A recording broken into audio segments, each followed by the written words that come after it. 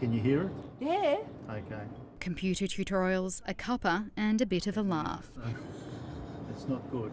For Shane Bell, a visit to the Top-End Mental Illness Fellowship is a form of therapy. It gets you out of the house and gets you going to a place during the day and meeting people and doing things together. He was diagnosed with schizophrenia about 14 years ago. It's mostly hearing voices and having hallucinations and strange thoughts, which are the distressing ones. It's rather scary here. Yeah. You lose all contact with the reality of things. Psychiatrists say this is the most insidious part of the illness, undermining the problem-solving part of the brain.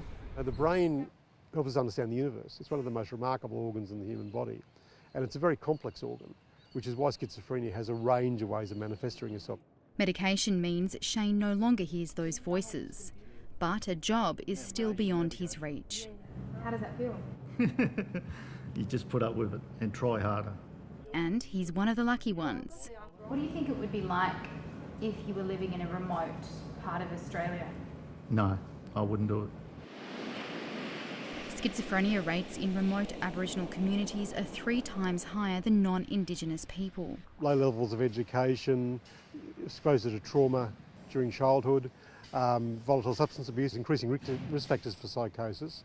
Mental health workers say this is compounded by a gap in remote mental health services.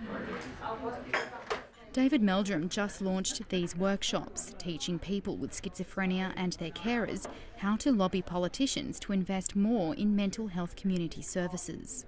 People with schizophrenia make up about half the caseloads of the public mental health services in most places. So they get a service, but they get a very basic service. Federal funding for mental health has increased from $1.75 billion to more than $3 billion in the last 7 years. But data from the Mental Illness Fellowship shows most OECD countries spend between 12 to 16% of their health budget on mental health services. Australia spends less than 8%. The number of beds we have in the psychiatric system in Australia is actually slightly ahead of international comparisons. Where we lack is in decent community services to get to where people are living. Do the rest of these. You go down and meet her. Volunteer carer Amanda Brain is accompanying Shane to advocacy training this week. She has experienced mental illness and knows firsthand the need for a carer network. We've been through this before, where we've been to the doctors and no one's ever said, so how's the dynamics of the rest of the family going? Because it's a pod. She says carers are crucial to bringing schizophrenia sufferers out of hiding and into treatment or community programs. It's something in the brain, I don't know, it just makes me relaxed, it makes me just feel better. It's therapy. They hope their rehabilitation will get the support it needs.